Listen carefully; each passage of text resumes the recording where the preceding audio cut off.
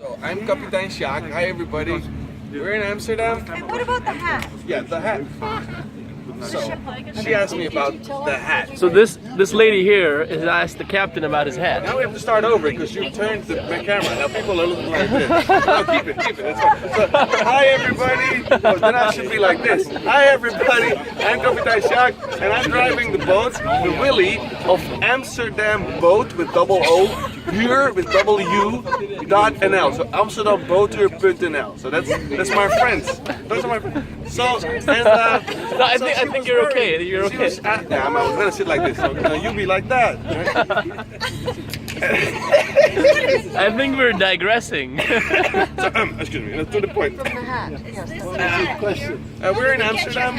Amsterdam, yeah. Kapitein Sjaak. I have my big band Rotterdam. It's on Instagram. And bigbandrotterdam.nl. Alright. So that's in Holland, the Netherlands.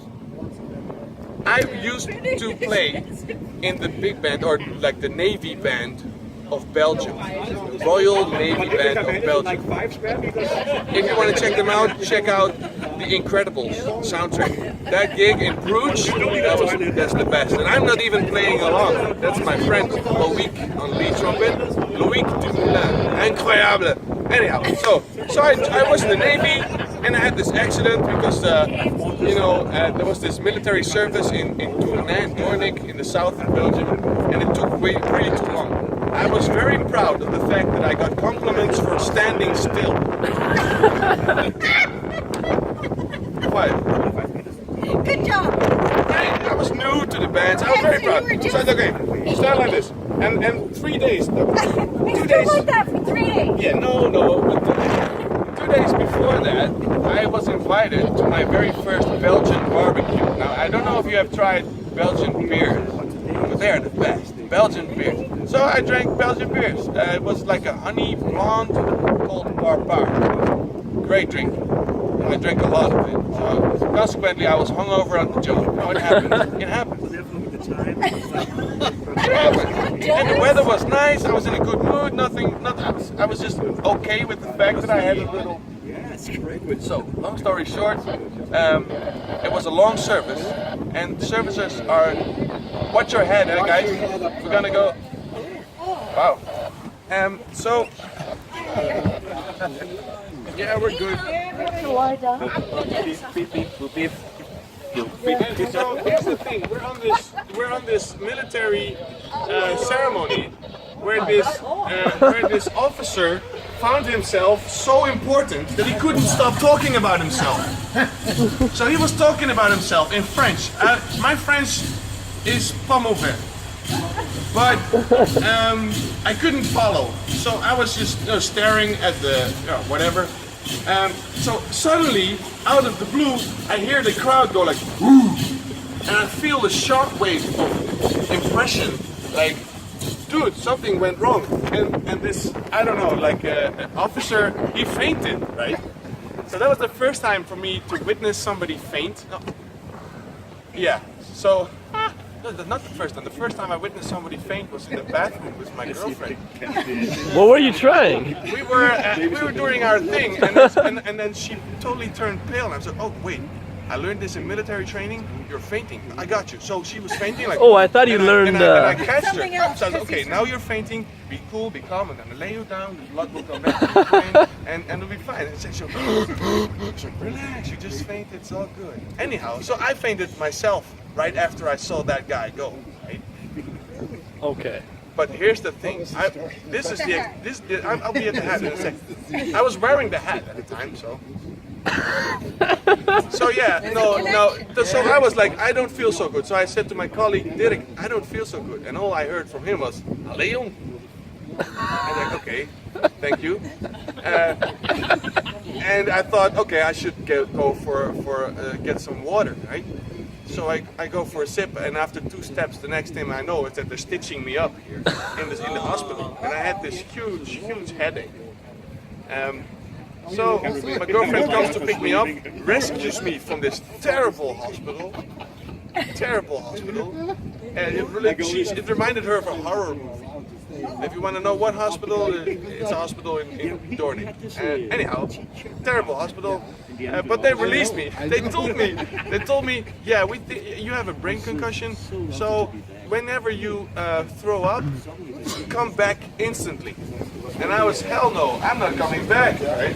So we walked out of the hospital, like after 20 meters, I'm like, but I was, get out of here, back to the Netherlands. Right?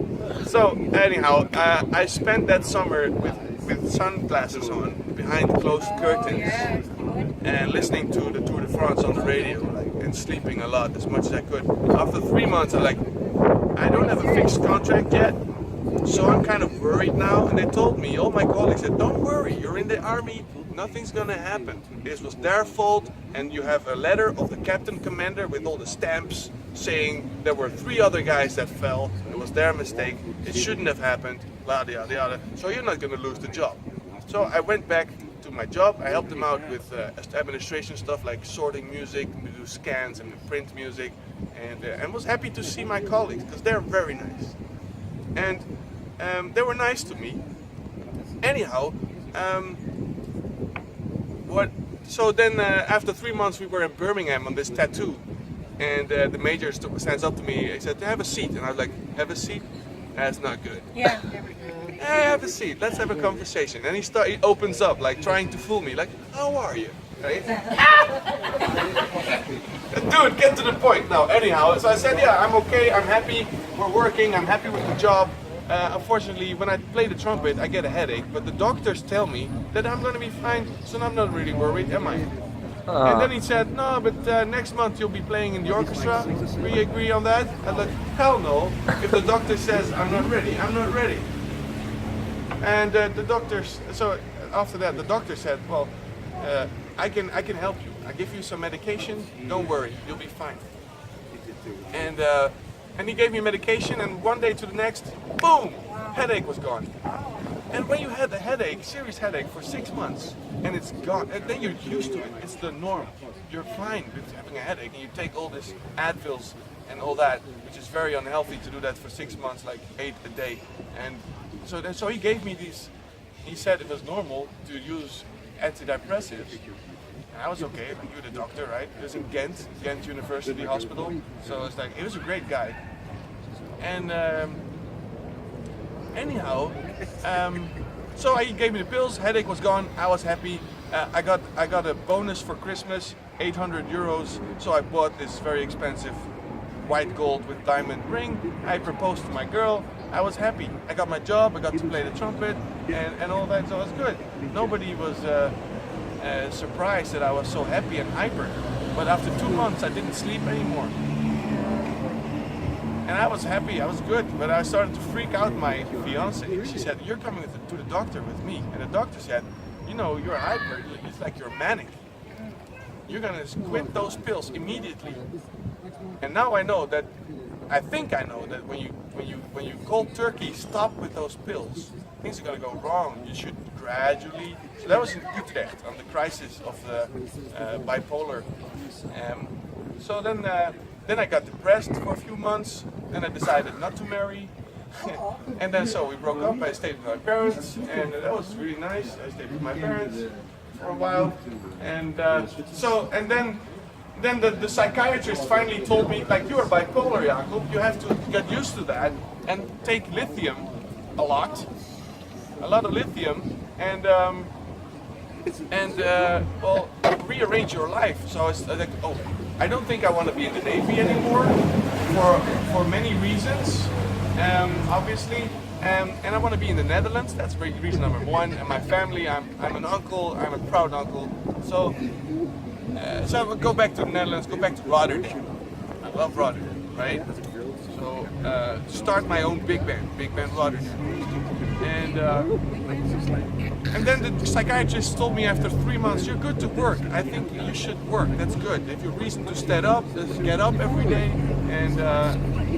And then the army told me, no. You're not working with us, mister, because you've been away for medical reasons for so long. We have to investigate whether you're suited to be a military anymore. In the Netherlands we say geschikt of ongeschikt. You check the box. Anyhow, and that procedure took long. which bought me some time to have like a sabbatical of 9 months. 9 months. Can you imagine like how hard can it be? Like my psychiatrist says I'm good for the job. You have a psychiatrist. Why don't they have a conversation on the phone or an email or even go to each other? That's one day. One day. No, you have to see for yourself and do all the paperwork. Well, I am in the meantime enjoying the fact that they're paying me 100%. So I enjoyed that. I went to Croatia, did the sailing course called Skipper Academy, right? Yeah, why not? So, and then I decided, fuck it, I'm going back to the Netherlands. And I'm gonna take the hat with me. And now we're with the hat. And then I meet these guys for the Skipper Academy. I had this to do the radio certificate. And I meet the owner of this boat. And he says, hey, we're looking for skippers. So that's how I ended up driving boats with lovely tourists from all around in Amsterdam. And I decided to wear the hat because it's nice. Do you know why we're And I here? wear it backwards because the Navy is in the past. Oh,